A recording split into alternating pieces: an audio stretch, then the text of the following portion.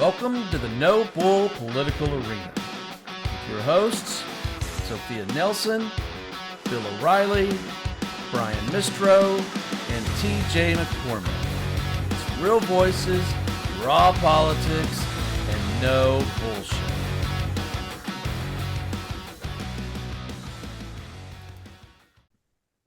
Hi, everybody. Welcome to the No Bull Political Arena. This is Brian Mistro. I'm here with Sophia Nelson, Bill O'Reilly, and of course, TJ McCormick.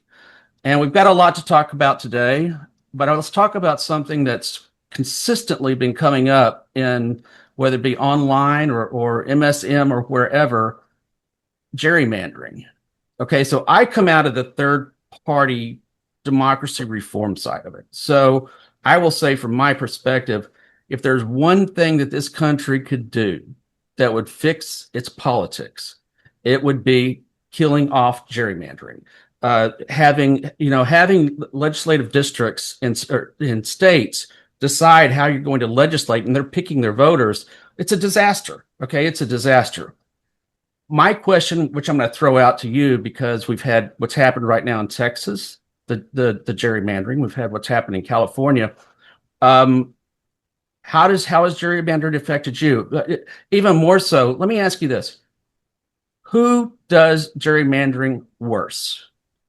I'm going to give you my opinion, and then I'm going to bounce it off because I can see there's two people right now that are prepared to pounce on this. I think there's three. Three. So I think Republicans do it worse. I think both sides do it. I think Democrats they don't get a buy on this. I think the Republican Party does it worse. What do you think, TJ? Well, what do you mean by worse? We don't do it enough to our advantage? We don't carve up districts and carve out enough red voters per day? Or do we not do it enough? Or do we do it too egregiously? What do you mean by we don't do it? Let's do this. I'll give you a fact. There are exactly 10 states right now that don't have their legislatures carve up for gerrymandering. It's done through, I hate to use the word independent commission, because there's no such really thing, right? There's not really a thing. All of those states, every single one of those states are blue, except for two states. One of the states is Idaho. The other one is Montana.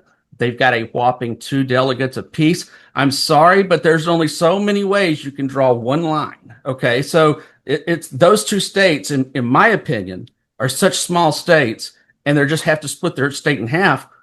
That doesn't count. And every other state that doesn't use partisan gerrymandering is a blue state. Brian, I got to jump in here, and I don't mean to interrupt my friend TJ, but, listen, Virginia is in the spotlight at the moment. I knew this was coming. We have an independent commission, which means theoretically it is not to be tinkered with after they do what they did.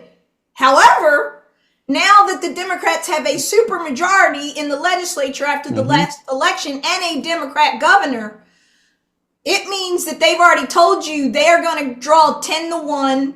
Right now, we're 6-5 congressional districts. We're going to be 10-1 in favor of the Democrats. Now, Virginia is usually a state that you would never see do this, but you've got to get back to the root, and I'll throw this to one of the fellas.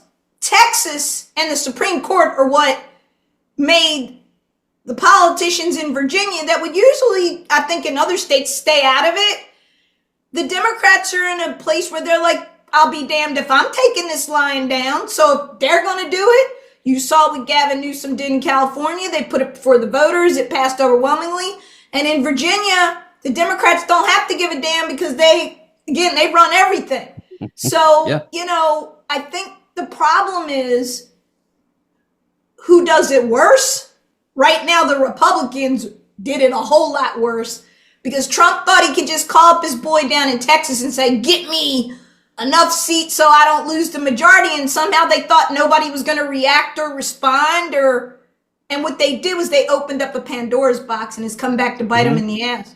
Yeah, I would say that the whole discussion over reform of gerrymandering is a terrible waste of time. You may as well say you want to change human nature. The Democrats or Republicans, if you say which one does it worse, it depends which one runs more states.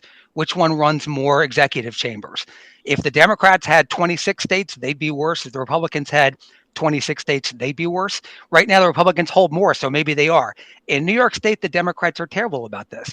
But what I'm suggesting is you're never going to fix this because this is inherently a political thing. There are no independent committees, really. Everyone's appointed by somebody. So at the end of the day, it comes to who wins. It comes to winning races and then going to court. Like in New York State, the Democrats are pointing to Texas, rightly. They're saying, look what the Republicans are doing in Texas, so we're going to do it in New York. Republicans and conservatives have gone to court in New York and they've blocked it a couple of times. That's what they do. But you're never going to see independent redistricting. It's just not going to happen. It's a two-party country, and the politics are run expressly by the parties. They're told to run it. They run the boards of elections. Amen, Brother Bill. You said it. All right, so I'm going to push something else out then. The Texas gerrymandering. Did they gerrymander it or did they dummy mander it? So let me give you, for those that don't know what a dummy mander is, that's when you intentionally gerrymander a district and it does the exact opposite of what you wanted it to do. I'm going to make an argument. I'm going to make an argument that Texas dummy mandered. I think there's a very, very good possibility. Texas based their gerrymandering on the 2024 election, which was specifically in Latino districts. He's lost the Latinos. I mean, he is cratered with them. I think there's a very good chance that they really just made a big mistake. What do you think, TJ? I think there's still Texas Latinos. I think Texas is Texas, and I think that I think the most underrated conservative-minded electorate out there are first generation, second generation immigrants, Latinos specifically. And I think that while maybe nationally they've cratered, when you said he's cratering, you're talking about Trump, right? Mm-hmm. Yes, Trump. Yeah. I mean, while Trump might be cratering nationally or in certain regions, areas like places like maybe Illinois, like New York, maybe, I think in a place like Texas, where illegal immigration is right directly in the face of a lot of first generation Mexican immigrants or, Northern Triangle immigrants who came the right way or came the wrong way and then fixed it. I think that's a little bit of a different story than the national scene. But I mean, look. Again, Texas is Texas, mm-hmm. And with a few spots here and there that wobble the other way. There was remember there was a moment there where we thought Texas was going to be purple. It's still quite crimson red right now. Yeah, so that's a good point. But so since you brought that up, and we're talking about gerrymandering, well, look what's happened in Texas. We've had Crockett has come out. She's now going to run for the United States Senate. She's going to run against Tallarico, okay? And she's going to run against either Cornyn or she's going to run against Paxton. How does that race turn out? I'll ask you, Sophia, because she's a black female. I'd like to get your point of view. Can she win in Texas? So I'd like to go back first to the Latino question because I wish my friends Mike Madrid and Chuck Roca were here because they would wholeheartedly disagree with TJ on the data, and they're both experts in this as Latino men. Trump has cratered with Latino voters, and it's not just a national issue. It is the ICE raids. The ICE raids, the ICE raids, the ICE raids. I don't know what else to say other than the ICE raids. Let me say it in case you missed it. That community is terrified, threatened, menaced, concerned, worried, not showing up in places of work, in places of business. It is an amazing domino effect that we have seen, particularly in the Southwest, but in other places too, where there are large Latino populations, Texas being among the biggest. And I think you're absolutely right. I think they really screwed the pooch on that one, that they thought that they were going to pull a stunt like that and still have Latino, particularly men, stay in their column. That's one. Back to Jasmine Crockett. I have mixed feelings on this. Texas is still red. He's right. Is it crimson red? I don't know. It's red. And I think that Jasmine Crockett is probably the worst candidate. I'm going to pay for saying this.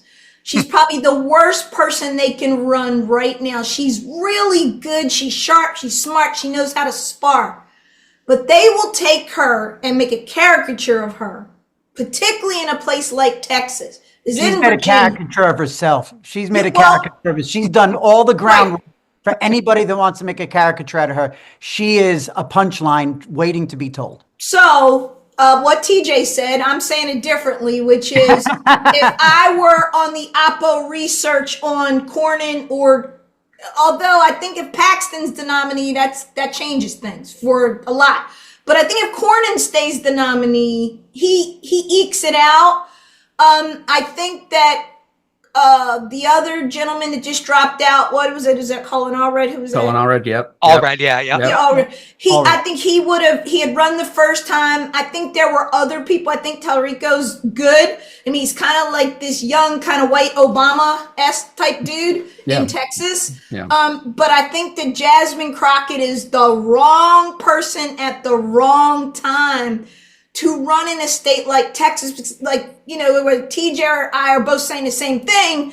We're saying that she's going to be made into a spoof of, you know, Beach Blonde, Butch Body, whatever she called Marjorie Taylor Greene, and all the clips that will be played of with the big lashes. And again, I'm a black woman saying, I don't have problems with that. I get it. But people who are not culturally sensitive, that's the word I'm going to use, are looking at that like they're not going to be kind with the kind of things that are going to be said. And I just think it's going to be awful. So well, I think Sophia's touching on a really interesting point. And I agree with you that she's probably not the best candidate in the general election. But what we're seeing now, the overall dynamic in America in politics, is you're getting the purest candidates winning the primaries. And I mean, that's no secret. Yeah. I'm not the first to be talking about that.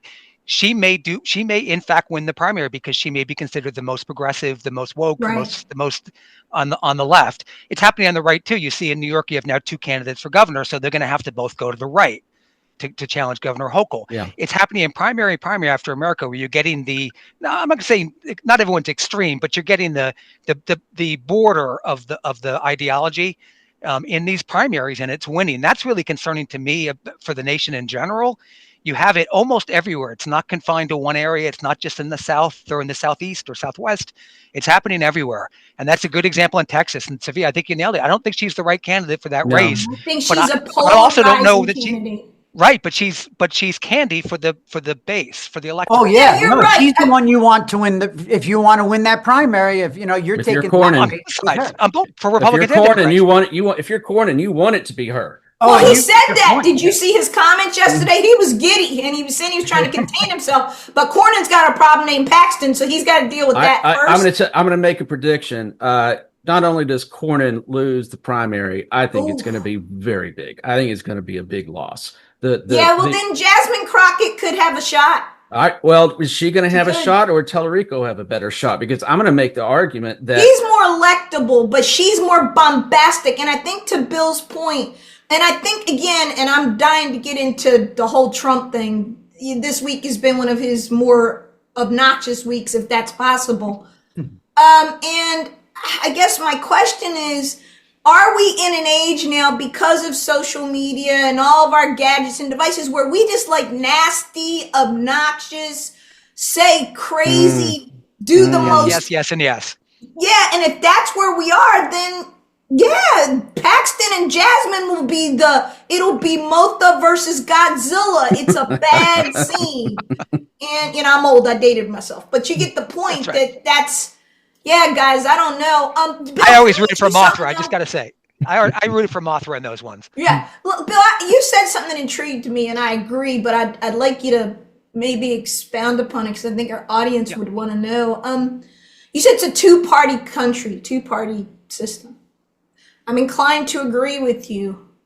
Do you think it always stays that way? Can a third party catch on, or no? What are your thoughts, sincerely? Yeah, I mean, I worked with Brian on it. I was always was always the loyal Republican, came up, became the district leader, ran the local club, all those type of stuff. I was always involved in the Republican Party. I left in 16 over Trump, joined the Never Conservative Trump. Party in New York. Yeah. Right. And although I'm not so never now, I'm more kind of balls and strikes now. But I worked with Brian and others trying to put together a viable center-right third party. And Brian did much more work than I did. He traversed the country for a number of years. And it's really hard to get another party started. The reason, and it may not be what you might imagine, is the first obstacle I hit was you couldn't get other professionals to help. Because if you're with the Democrats, you're with the Democrats. And if they're Republicans, you're with the Republicans. So I said, oh, I need a logo for this new party that Brian and I were putting together. And I called my logo guys and they said, can't do it. It's not GOP. Can't do it. Can't do it. No matter what the fundraisers, you couldn't hire the fundraisers because they were GOP or they were Democratic Party. Yep. So it makes and also on the news media side, it's structurally set up for a two-party race. It's just set up that way. Debates are set up that way. The process is set up that way. Boards of elections are set up that way. It's really two-party. I don't see another party realistically catching on, at least There's another now. party out there, but they have no name. They're the Nons. They are the Nons. It's in my town. Interesting. I'm the local Republican chairman here in my town, and we've got the Democrats by about. We're one of the three remaining Republican majority towns in Westchester County, which is now 3 and change to 1 Democrat. It's a deep blue county, Westchester County. My town is Republican, but by about 300 votes. So there's about 5,000 Republicans, there's about 5,000 Democrats, and there's about 4,000 Nons, and with about 400 Conservative Party in there. So really, there is a third party there. It's just not organized. They're not affiliated. It's a group that are sitting there looking, and they're calling balls and strikes like Bill. And there's a bunch of fall away Republicans. I think there's a good number of fall away Democrats. I think so. At least in my little bubble, there is a third party, and they're out there, and it's Well, I think to TJ's point, and you look at the voter data in every state, independents are usually the majority because, again, your Democrats and Republicans are 29%, 32%, somewhere either way, right? And the rest are independents or non-affiliated. The reason I asked Bill is because I had been, I'm really good friends with Lindsey Draft, and we were both Republicans, and Lindsey's been running the forward party. Governor Whitman was my mentor. I went to work for her right out of law school, and so I'm a Whitman Republican, which is they don't exist anymore. And I've been working with them, but I have come to the conclusion, sadly, that it ain't happening. You would, particularly the way that Forward is trying to do it, they're trying to build the real parties, and you pull their FEC report, they raise $4 or $5 million a cycle, but 75-80% of it is being spent on administrative staff costs. If that's what you're doing with the money, and I'm not being unkind, you're not building a party, you're paying a bunch of people to work to do what, to your point. People like Bobby Kilberg here in Virginia and some of the big Republican fundraisers who detest Trump, don't want anything to do with the Zilk. They like people like Mitt Romney and Liz Cheney and others, or Glenn Youngkin. They're not going to do fundraisers for the Forward Party. As much as they may not like what's going on in their party, to your point, I don't see it happening, and I applaud the efforts, but again, if you're trying to build from the ground up, it's going to literally take you 50 years probably you can't even get on the ballot. If you want to run for the Senate or governor, you've got to get 70,000, 80,000 signatures, something crazy like that, just to get on the ballot. The other guys don't have to do any of that shit. Yeah, I do think, Sophia, the only way to do it is to start low, start with the dog catcher seats, start with school boards, start with, PTAs, that type of stuff. But I don't think that's been tried yet. But that's, I think, the only way to do it as a grassroots thing. I think Forward's trying to do it that way, to your point. And then they're also doing this strange thing of, endorsing Democrats who are affiliated with the forward, or Republicans who are, I don't even know what that means.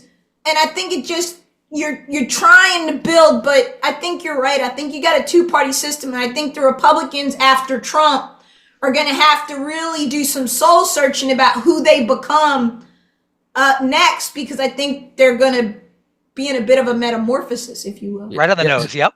So I want to add to that. I could probably talk until next week about starting up a third party. I did it for years, and there's so many things to discuss, but I just want to throw back to one of your points. We'll go to New York State. In order to get your party, that's party line ballot access. Okay, that's where your party nominates a person. Okay, and then they're able to run under your party. They don't have to go get signatures and everything. So party line ballot access. In order to do that in the state of New York in 2018, you had to get 50,000 votes for the governor. Your candidate had to get 50,000 votes. Well, there was a party named SAM. It was the Serve America movement. They got 51,000. Wow. So what happens?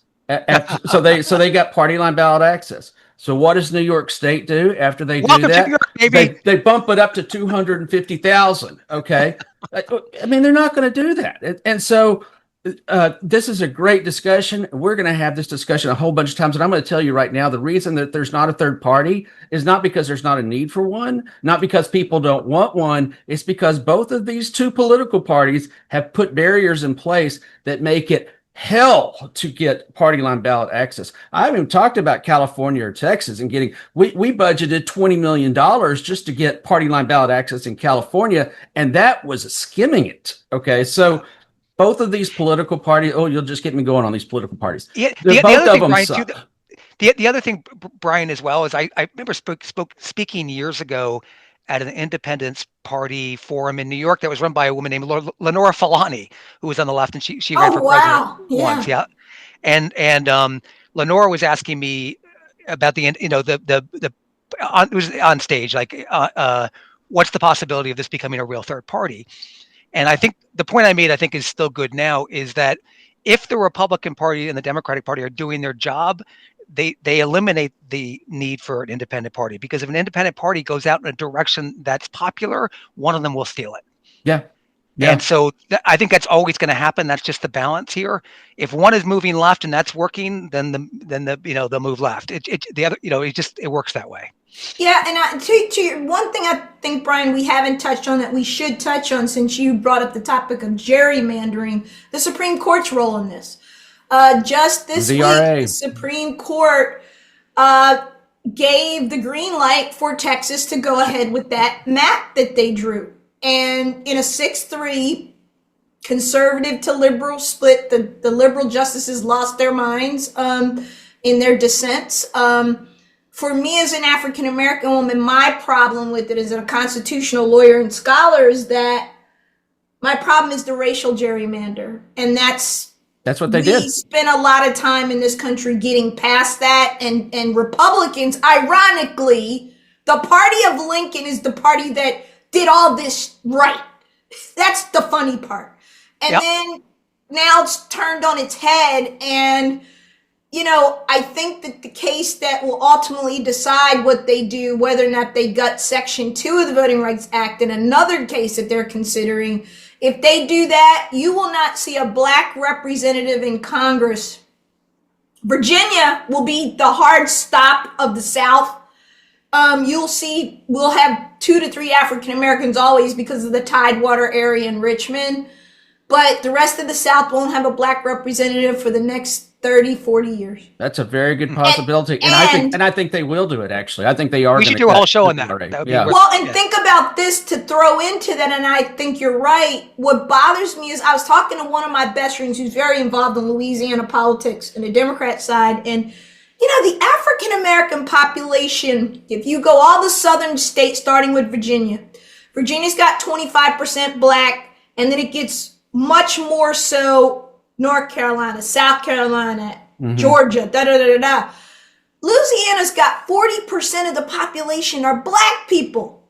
And they can't get a black person elected statewide. They can't do it. when it's 12% in Texas, just to give you an idea of how black Isn't that Louisiana is. crazy? Yeah, So yeah. think about that. And you're right. Texas could do it with coalitions. Blacks, Hispanics, white women. They would have to cobble together this very interesting thing.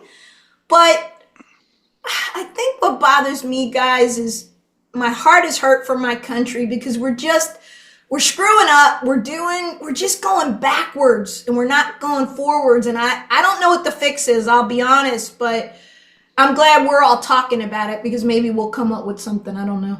Well, so I think this is a great, since you brought it up, I'm going to throw this out to the three of you and probably TJ first. Sorry, TJ.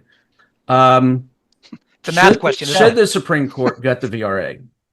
Should the Supreme Court gut the VRA? So that's the Voting Right Act, for anybody that's listening that doesn't know, that effectively has prevented states from gerrymandering their districts based upon race. Now, in reality, that still happens a lot, but they couldn't specifically do it based upon race. The Supreme Court has now heard the arguments on whether or not they're going to get rid of that. And from my perspective, after listening to some of this stuff, I think they are. I think they're going to gut the VRA. I'll be surprised if they don't gut the VRA. Now, my question to you, TJ, sorry to throw you under the bus, should they? The argument from the right is that we should all be colorblind, and gerrymandering being legal, we should all be colorblind. It shouldn't matter, okay, what it is, whether it's hiring somebody or school or gerrymandering a district, okay, everybody's colorblind. Well, how is that going to work in practice? It didn't work out very well in the 60s, obviously. But is it time now, TJ, for us to walk away and to say the VRA has served its point? I think it's there as a good bumper. I think it's there as a good guardrail. I think, this is not my bailiwick, but just as somebody who admittedly, when the subject of color blindness comes up, I am that sort of doltish guy who sits there and goes, I don't see color. And when I say I don't see color, I know that I see color, but I know that you see color and you see color and you see color. We all see color. But it doesn't determine how I approach people or things or subjects, generally speaking. And so I'd like to think that we're getting, and the sort of caricature Republican side of me, which I own, lock, stock, and barrel, is very quick to come out and go, we reelected Barack Obama. I mean, so don't tell me that America is not a tolerant place. Don't tell me that America hasn't evolved. And I'm saying this right in front of a black woman, so God damn it, here it comes. But you cannot argue with the fact that we elected Barack Obama. We reelected Barack Obama. We have the Black Congressional Caucus. There is, so I mean, there's all of this stuff in play, all these plates spinning. And I'd like to think that we've got that America by definition has, I'd like to think that America by definition has become less color oriented, closer, I'm rephrasing, closer to being colorblind than we ever had been. I believe the 60s, I'd like to think, are way in the rear view. There are exceptions abounding. But at some point, we have to make some sort of consensus and at least stipulate that America has moved on.